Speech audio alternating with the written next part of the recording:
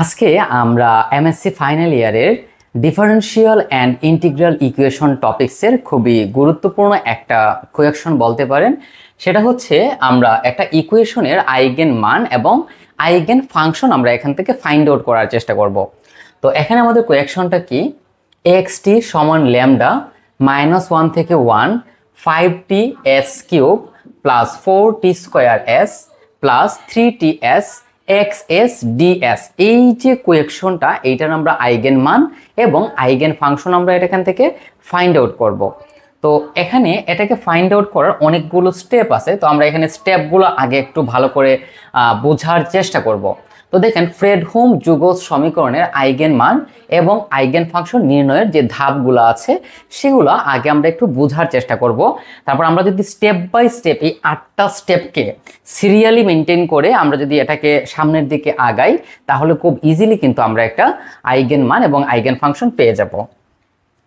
ওকে, তো প্রথম কাজটা কি দেখেন, যুগল সমীকরণটিকে আলাদা আলাদা ইন্টিগ্রালে ভাগ করা বা যুগল সমীকরণটাকে আলাদা আলাদা ইন্টিগ্রালে লেখা। আচ্ছা, তো চলুন আমরা এখানে আমাদের যে যুগল সমীকরণটা ছিল সেটা আগে আমরা এখানে লিখে দেব। তাহলে দেখেন দেয়া আছে, তো আমাদের যুগল ইকুয়েশনটা কি ছিল, আমি একটু যুগল ইকুয়েশনটা দেখে দেখে লিখে নিচ্ছি। xt সমান হচ্ছে ল্যামডা ইন্টিগ্রেশন অফ -1 থেকে 1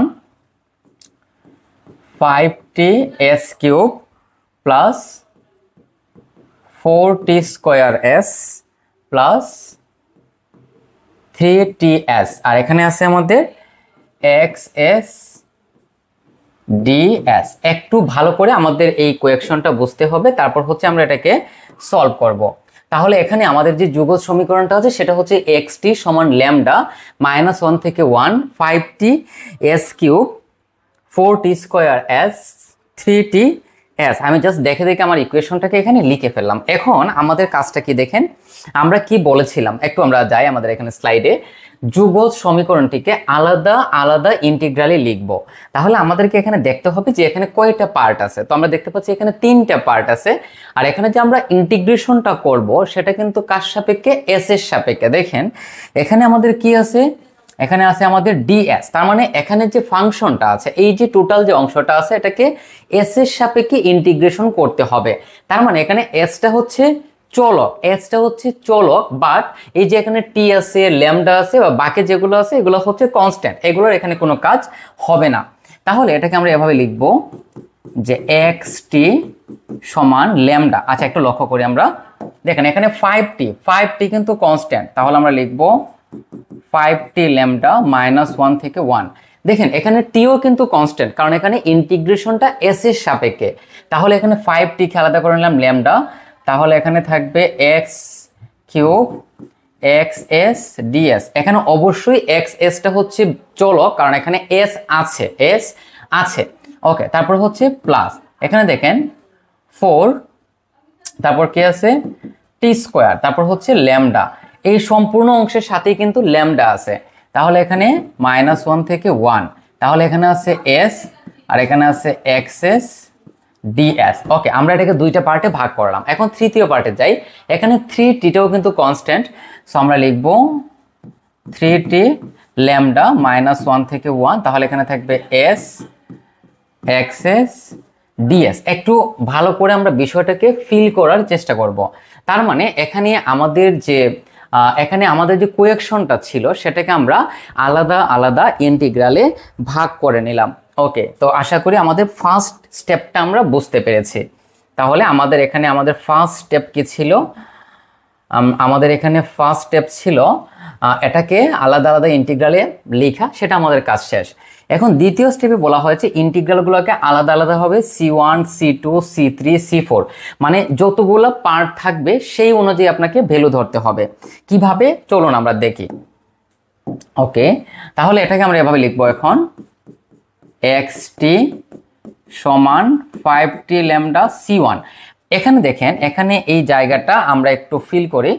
এই যে ইন্টিগ্রাল এতটুকু পর্যন্ত হচ্ছে একটা ইন্টিগ্রাল, এই ইন্টিগ্রালকে ধরলাম আমরা c1।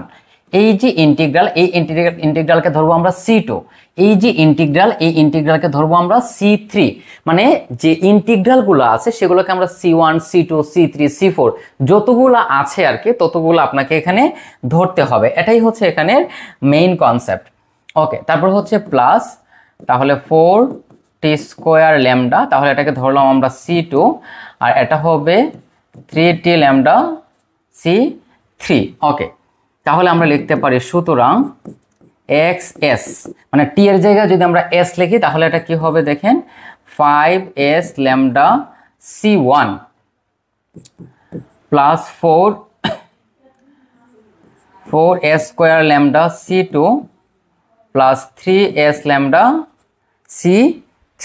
একটু ভালো করে এই জিনিসটা আমাদেরকে এখানে বুঝতে হবে, তাহলে আর কোনো সমস্যা নাই। এখানে এটা এখন লিখে দিতে হবে ধরে, কারণ এটা আপনি ধরেছেন। যেখানে এখানে যে আপনি লাইনগুলো যে ধরলেন সেটা আপনাকে এখানে স্পেসিফিকভাবে উল্লেখ করে দিতে হবে। যেখানে এখানে আপনি C1 সমান কি ধরেছেন, C1 সমান হচ্ছে -1 থেকে 1, দেখেন ইন্টিগ্রেশন অফ -1 থেকে 1 x³ xs আর ds। ওকে, তারপর হচ্ছে C2 সমান আমরা কি ধরেছি, -1 থেকে 1, আর এখানে কি আছে s xs ds। ওকে, আর C3 সমান কি আছে দেখেন, -1 থেকে 1, C3 সমান হবে -1 থেকে 1, এই যে লাস্ট অংশটা, তাহলে এটা হবে s xs ds, s xs ds। আচ্ছা, এখন এখানে একটু লক্ষ্য করি আমরা, এটাকে আমরা একটু লক্ষ্য করি, এই যে ইকুয়েশনটা আছে এটা হচ্ছে 1 নং ইকুয়েশন, এটাকে দিয়ে দিলাম আমরা 2 নং ইকুয়েশন, আর এই তিনটাকে মিলে আমরা দিয়ে দিলাম 3 নং ইকুয়েশন। এখানে লক্ষ্য করেন এই দুইটা ইকুয়েশন, মানে এই দুইটা ইকুয়েশন কিন্তু সেম, তাই দুইটার ক্ষেত্রে আপনাকে আলাদাভাবে ক্যালকুলেশন করতে হবে না, আপনি এই দুইটার মধ্যে যে কোনো একটাকে ক্যালকুলেশন করলেই হয়ে যাবে। ওকে, তো আমরা আমাদের একটু স্টেপে যাই। দেখেন আমাদের প্রথম বিষয়টা ছিল যে এটাকে আমরা আলাদা আলাদা ইন্টিগ্রালে লিখবো, তারপর হচ্ছে যে ইন্টিগ্রালগুলোকে আমরা C1 C2 C3 এভাবে ধরবো। 3 নম্বর বিষয় হচ্ছে যে xt বা পাইটিকে s দ্বারা প্রতিস্থাপিত করব। এখন এই যে দেখেন, এই যে প্রতিস্থাপিত করার বিষয়টি হচ্ছে এখানে এসেছে, দেখেন এখানে কিন্তু xt ছিল, দেখেন এই যে xt, এই xt কে কিন্তু আমরা xs দ্বারা প্রতিস্থাপিত করেছি। আপনার মনে কোয়েকশন আসতে পারে যে আমরা কেন xs দ্বারাই প্রতিস্থাপিত করলাম, এটা এই কারণে, কারণ এখানে প্রত্যেকটা অংশের সাথে একটা xs আছে, দেখেন এখানে একটা xs আছে, সো এই মানটা কিন্তু আপনার কাজে লাগবে, আর যেহেতু আমাদের কাজে লাগবে সো কাজে লাগার স্বার্থে হচ্ছে আমরা এগুলো লিখলাম। ওকে, তারপর C1 C2 C3 আমরা লিখলাম। এরপরের কাজটা কি দেখেন, এই যে C1, এই C1 একটু লক্ষ্য করি আমরা, এই C1 এ আমরা xt অথবা পাইটি, এখানে অথবা, এটা তার অথবা পাইটি এর মান আমরা বসাই। ওকে, এখন তাহলে এটা আমরা দেখি, দেখেন এই যে 3 নং এর প্রথম অংশ বা C1 এর মধ্যে এই যে দেখেন এখানে xs আছে, সো 3 নং এর এই C1 এ xs এর জায়গায় একটু লক্ষ্য করে বিষয়টা আমরা ভালো করে, এই যে আমাদের 3 নং ইকুয়েশন, দেখেন এই যে C1 সমান এই যে অংশটা আছে, এই অংশের মধ্যে এই যে xs আছে, এই xs এর জায়গায় আমরা এই টোটাল অংশটা বসাবো, মানে হচ্ছে এই C1 সমান এই অংশ, সো এখানে xs এর জায়গায় আমরা এই টোটাল অংশটা বসাই দেব, এটাই হচ্ছে এখানে আমাদের মূল কনসেপ্ট। ওকে, তাহলে আমরা লিখব C1 এ xs এর মান বসিয়ে পাই। ওকে, তাহলে আমরা কি লিখব, আমরা লিখব C1 এ xs এর মান বলে। এখানে আমরা কি করেছি দেখেন, এখানে হচ্ছে আমরা আমাদের যে 1 নং ইকুয়েশনটা ছিল সেই 1 নং ইকুয়েশনে xs এর জায়গায় এই টোটাল অংশটা বসাই দিয়েছে, আর সামনে কিন্তু s³ ছিল, সো এটা লিখে দিলাম, লাস্টে ds ছিল ওইটাও আমরা লিখে দিলাম। এখন দেখেন এখানে আমাদের ইন্টিগ্রেশনটা কার সাপেক্ষে হবে, s এর সাপেক্ষে। কার সাপেক্ষে, s এর সাপেক্ষে, তার মানে এখানে s ছাড়া বাকি যেগুলো আছে সেগুলো কিন্তু এখানে কনস্ট্যান্ট, বাকি যেগুলো আছে সবগুলোই হচ্ছে কনস্ট্যান্ট।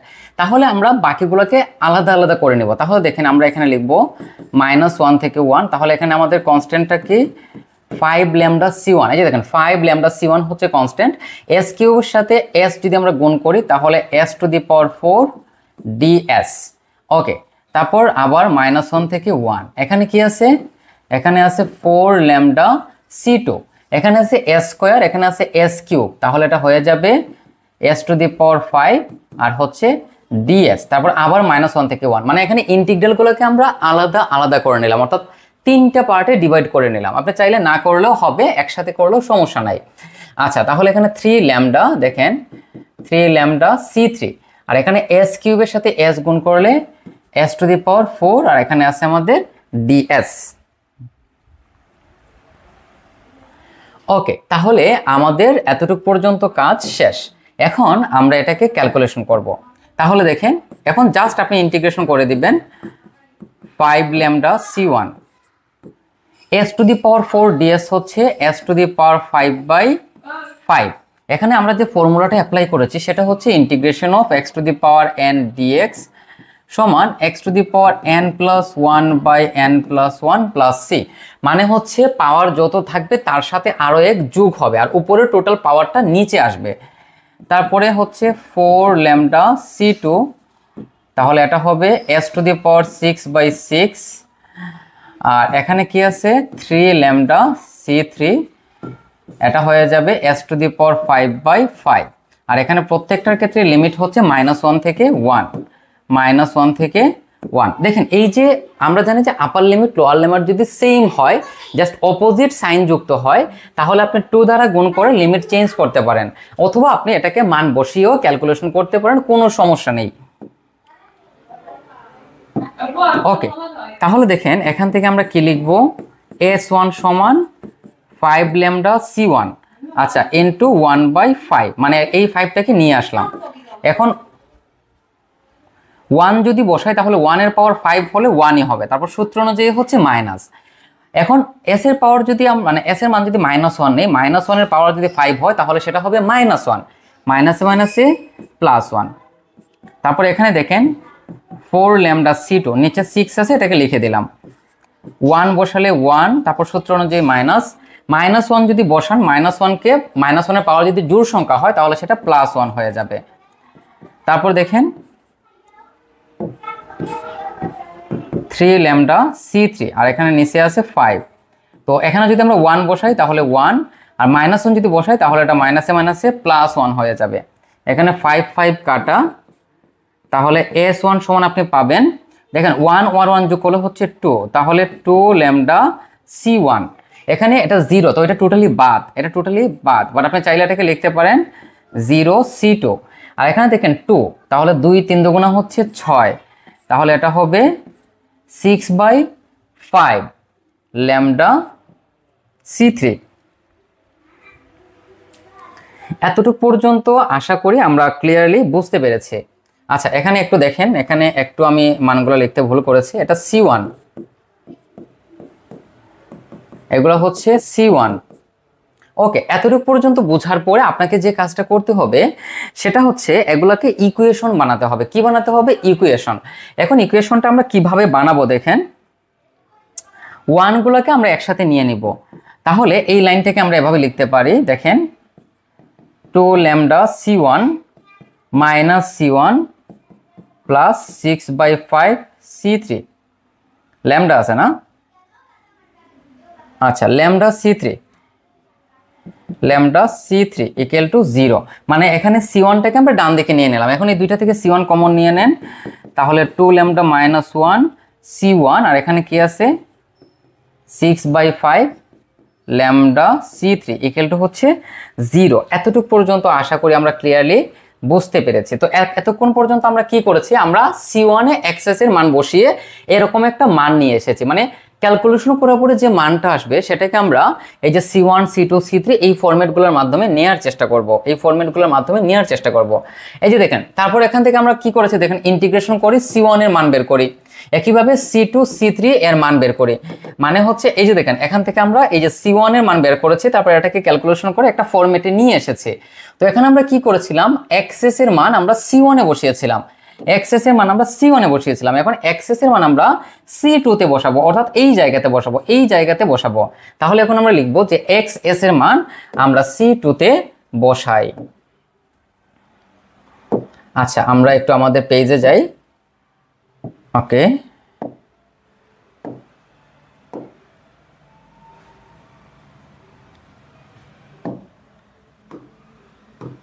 একটু আমরা দেখে নেব হালকা করে। এক্স এস এর মান আমরা কি করব,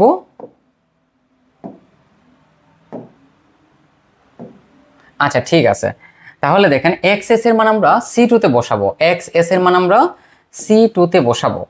তখন কি হবে দেখেন, দেখেন আমরা এখানে লিখে নিব যে এক্স এস এর মান C2 তে বসাই, এক্স এস এর মান আমরা C2 তে বসাবো। তাহলে আমাদের C2 টা কি ছিল আপনাদের মনে আছে?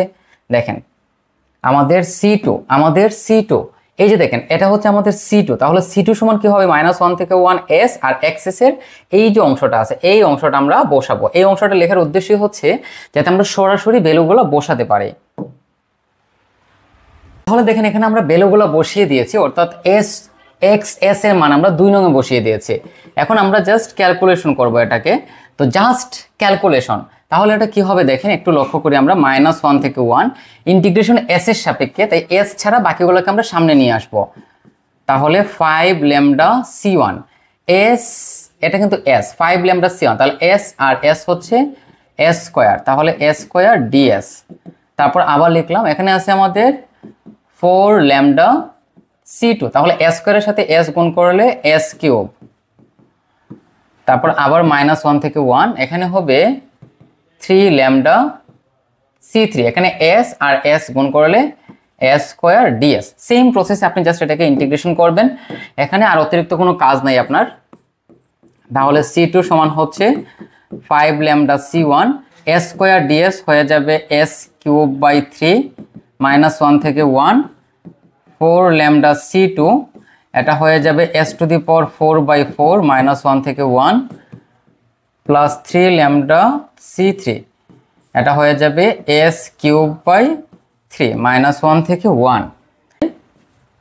3c2 সমান 10 lambda c1 plus 6 lambda c3।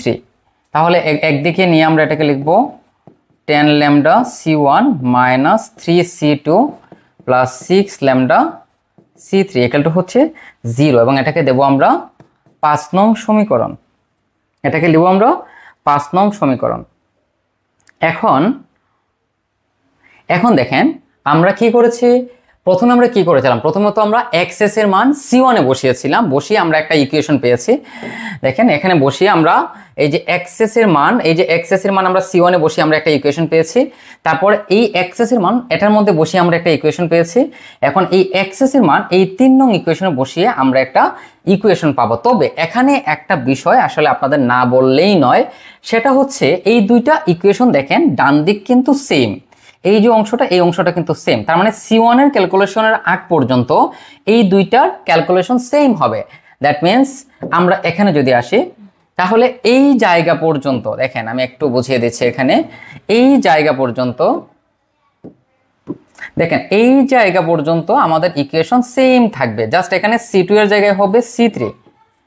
আর ডান দিকের এই যে অংশটা এটা কিন্তু ওইটার ক্ষেত্রেও সেম থাকবে। সো আপনি চাইলে এই টোটাল অংশটা আবার করতে পারেন, অথবা লিখতে পারেন আমরা পাই লিখে এখান থেকে আপনি শুরু করতে পারেন। তবে এখানে c2 এর জায়গায় আপনাকে লিখতে হবে c3, কি লিখতে হবে c3। সো আমরা লিখবো যে এক্সএস এর মান c3 তে বসিয়ে পাই লিখে আমরা এই ইকুয়েশনটা লিখবো, জাস্ট এখানে c2 এর জায়গায় আমরা c3 লিখবো। I hope clear? Okay, so আমরা লিখে নেই এক্সএস এর মান, এক্সএস এর মান c3 তে বসাই। তাহলে আমাদের ইকুয়েশনটা কি হবে দেখেন c3, তাহলে আমরা একটু দেখি আমাদের ইকুয়েশনটা কি ছিল, 10 lambda c1 by 3, 10 lambda c1 by 3, দেখেন 10 ল্যামডা c1 বাই 3, আর এখানে ছিল আমাদের 10 lambda cn by 3 plus 2 lambda c3, 2 lambda c3। তো এখানে যেহেতু 3 আছে এই সম্পূর্ণ অংশটাকে আমরা 3 দ্বারা গুণ করে দিব, তাহলে 3c3 সমান 10 lambda c1 plus 6 lambda c3। একসাথে আমরা লিখবো এগুলাকে, একই দিকে লিখবো। তাহলে এটাকে আমরা লিখতে 10 lambda c1 plus 6 lambda c3 minus 3c3 equal to হচ্ছে 0। তাহলে এখান থেকে আপনি পাবেন 2 ল্যামডা c1। এখানে c2 বলতে কোনো কিছু নাই, তো আমরা এখানে লিখলাম 0c2, না লিখলেও কোনো সমস্যা নাই। প্লাস হচ্ছে এই দুটো থেকে যদি আমরা c3 কমন নেই তাহলে 6 ল্যামডা মাইনাস 3c3, এটাকে লিখবো আমরা 6 নং ইকুয়েশন। এখন দেখেন আমাদের টোটাল কাজ শেষ, এই জায়গাটাতে আমরা একটু যাই। এখানে c1 c2 c3 তিনটেই আছে, দেখেন c1 c2 c3 তিনটেই আছে। আবার আমাদের যে আরেকটা স্লাইড ছিল, প্রথম যে পেজে আমরা কাজ করেছিলাম সেই পেজে আমরা একটু চলে যাই। দেখেন এখানে c2 বলতে কোনো কিছু কিন্তু লেখা হয় নাই, আপনি c2টা লিখে নেন। ওকে, আমি এটাকে একটু মুছে দিচ্ছি, আমরা এটাকে c2 লিখব। তাহলে এটা হচ্ছে c1 প্লাস 0c2 প্লাস হচ্ছে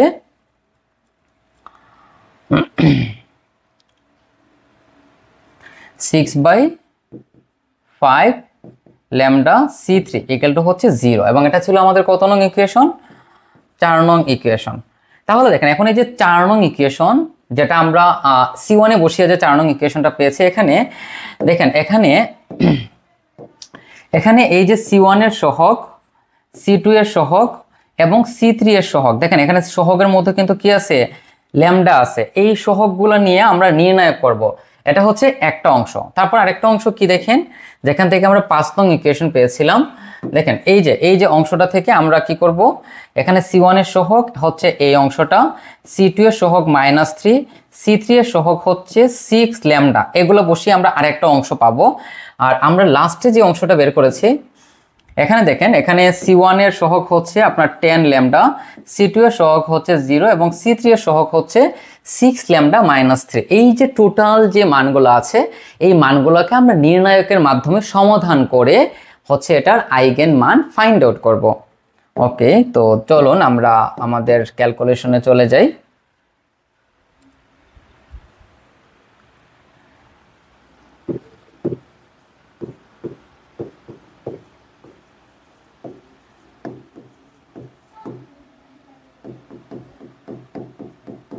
তুই অতানি পড়ে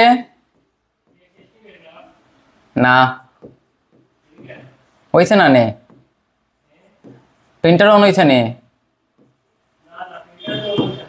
এই জায়গাটা আমরা একটু খেয়াল করে, এখানে একটা ভগ্নাংশ রয়ে গেছে, সো ভগ্নাংশটাকে আমরা বাদ দিব। এই যে 5 আছে, 5টাকে বাদ দিব। সো সম্পূর্ণ অংশকে আমরা 5 দ্বারা গুণ করে দিব, তাহলে এটা হয়ে যাবে 10 ল্যামডা, 5 দুগুণা 10, 10 lambda -5 c1 plus 0c2 plus এটা হয়ে যাবে 6 ল্যামডা c3 ইকুয়াল টু 0। এটাকে দিয়ে দিই আমরা 4 নং সমীকরণ। এখন দেখেন এই যে তিনটা সমীকরণ ছিল, এই তিনটা সমীকরণকে আমরা একসাথে লিখেছি।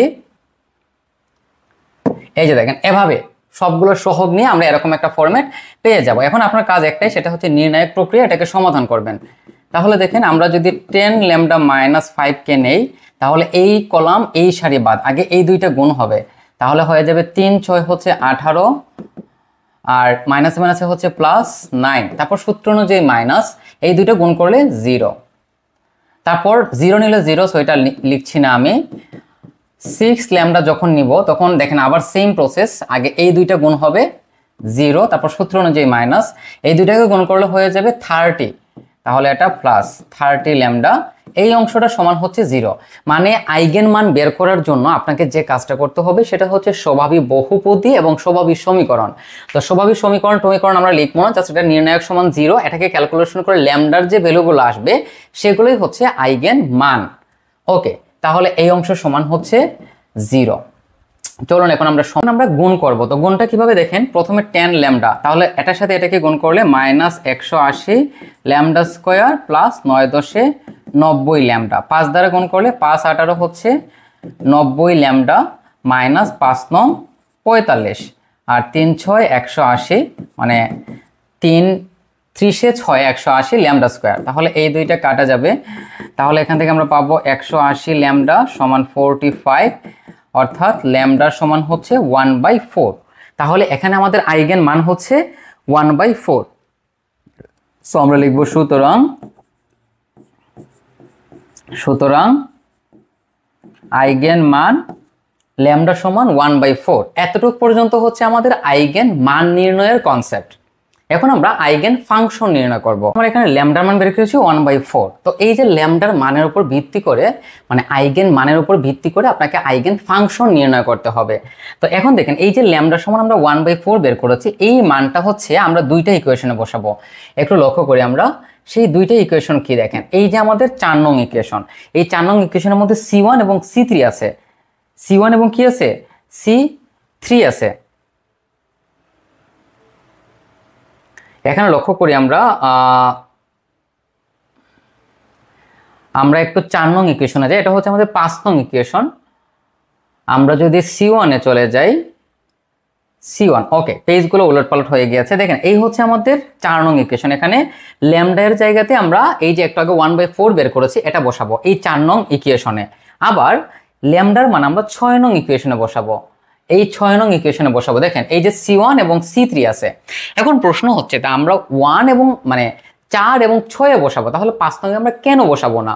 দেখেন, এখানে আমাদের 4 নং ইকুয়েশনের মধ্যেও 1 এবং 3 ছিল। আমাদের 6 নং ইকুয়েশনের মধ্যে 1 এবং 3 ছিল, 4 নং ইকুয়েশনের মধ্যে 1 এবং 3 ছিল, মানে C1 এবং C3 ছিল। দুইটার মধ্যে সেম জিনিস আছে, ওই জন্য আমরা C1 এর মান, ল্যামডার মান আমরা আমাদের যে 4 নং ইকুয়েশন এবং 6 নং ইকুয়েশন, এই দুইটা ইকুয়েশনের মধ্যে আমরা বসাবো। ওকে, তো চলুন আমরা চলে যাই। সো আমরা লিখবো এখানে ল্যামডা সমান 1/4 4 এ বসিয়ে পাই।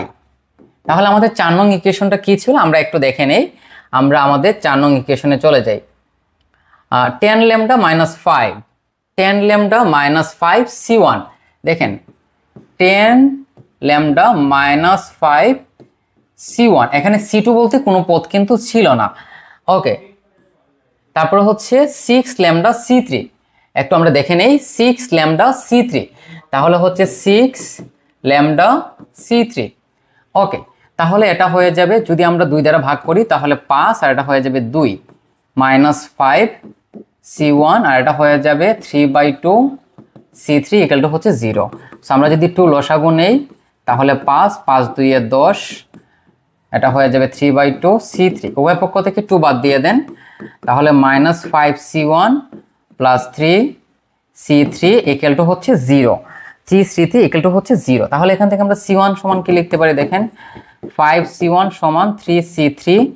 তাহলে C1 সমান হয়ে আমরা লিখতে পারি 3/5 C3। দেখেন, এটাকে দিয়ে দিয়ে আমরা 7 নং ইকুয়েশন, এটাকে দিয়ে দিব আমরা 7 নং ইকুয়েশন। একেবারেই সিম্পল কনসেপ্ট। আমরা এখান থেকে C1 এর মানটা কি করেছি? বের করেছি। এখন আমরা 6 নং ইকুয়েশনের মান বসাবো। তাহলে আমরা কি লিখব? ল্যামডা সমান 1/4 6 এ বসিয়ে, তাহলে আমরা যদি ল্যামডার মান 6 নং এ বসাই তাহলে আমাদের 6 নং ইকুয়েশনটা কি ছিল? আমরা একটু আমাদের 6 নং ইকুয়েশনে চলে যাব। 10 ল্যামডা C1, দেখেন 10 ল্যামডা C1 প্লাস কি আছে? 6 lambda minus 3, 6 lambda minus 3 C3 equal to হচ্ছে 0। তাহলে আমরা 2 দ্বারা ভাগ করলে হয়ে যাবে 5/2 C1, এটা হয়ে যাবে 3/2 মাইনাস 3 C3 ইকুয়াল টু হচ্ছে 0। তার মানে 5/2 C1, আর এখানে যদি আমরা 2 লসাগু নেই তাহলে 3 মাইনাস 6 C3 ইকুয়াল টু হচ্ছে 0। 2 বাদ দিয়ে দেন, তাহলে 5 C1 minus 3 C3 equal to হচ্ছে 0। ওকে,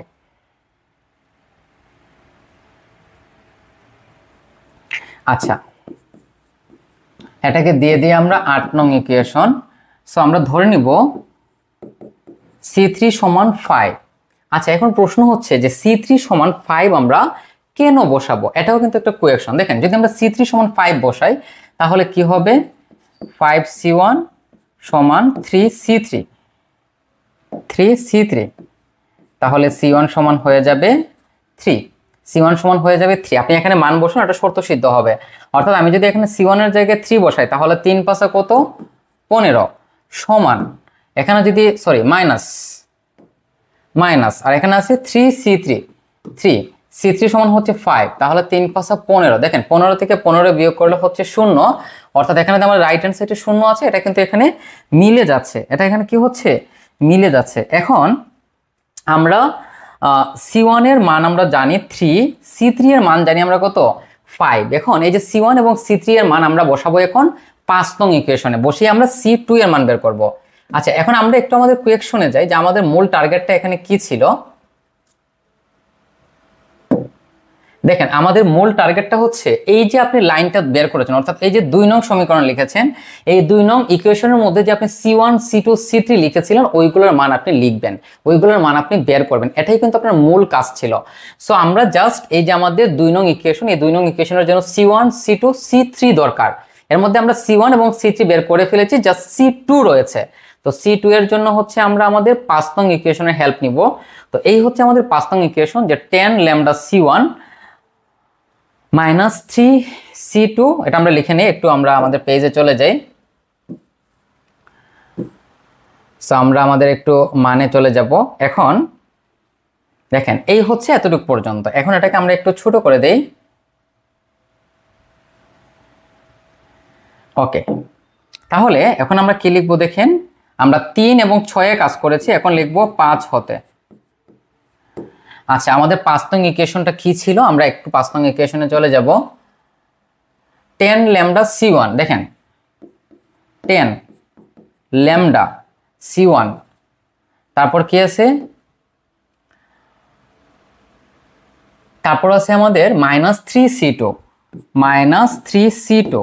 তারপর কি আছে, তারপর হচ্ছে আমাদের 6 ল্যামডা C3 সমান হচ্ছে 5 ইকুয়াল টু হচ্ছে 0। মানে আমাদের 5 নং ইকুয়েশনের মধ্যে আপনি C1 C3 এবং ল্যামডা এই মানগুলো বসিয়ে দিবেন, বসিয়ে দিলে আপনার C2 এর মান বের হয়ে যাবে। তাহলে দেখেন এখান থেকে আমরা কি পাবো, 3 × 10 = 30, 30 কে 4 দ্বারা ভাগ করলে 15/2 মাইনাস 3c2, এটা হচ্ছে আমাদের 5 6 হচ্ছে 30, 30 কে 4 দ্বারা যদি আমরা ভাগ করি তাহলে হচ্ছে 15/2 সমান হচ্ছে 0, সমান কি 0। ওকে, তাহলে এটা কি হবে দেখেন, খুবই সিম্পল বিষয়, সবগুলোকে আমরা 2 দ্বারা কি করব গুণ করে দিব। তাহলে 15 - 6c2 + 15 ইকুয়াল টু হচ্ছে 0। সো এটাকে আমরা ক্যালকুলেশন করি এই সাইডে, তাহলে 15 15 হচ্ছে 30 - 6c2 ইকুয়াল টু 0, তার মানে 6c2 ইকুয়াল টু 30, তাহলে C2 ইকুয়াল টু হচ্ছে 5। তার মানে C1 সমান আমরা কি পেয়েছি, C1 সমান 3, C2 সমান 5 এবং C3 সমান হচ্ছে 5। এখন এই যে C1 C2 C3 এই যে ভ্যালুগুলো আমরা এখান থেকে বের করলাম, এই ভ্যালুগুলো হচ্ছে আমরা জাস্ট আমাদের যে এই 2 নং সমীকরণ আছে এই 2 নং সমীকরণে বসাই দিব। সো আমরা লিখব 2 নং সমীকরণে C1 C2 C3 এর মান বসিয়ে পাই।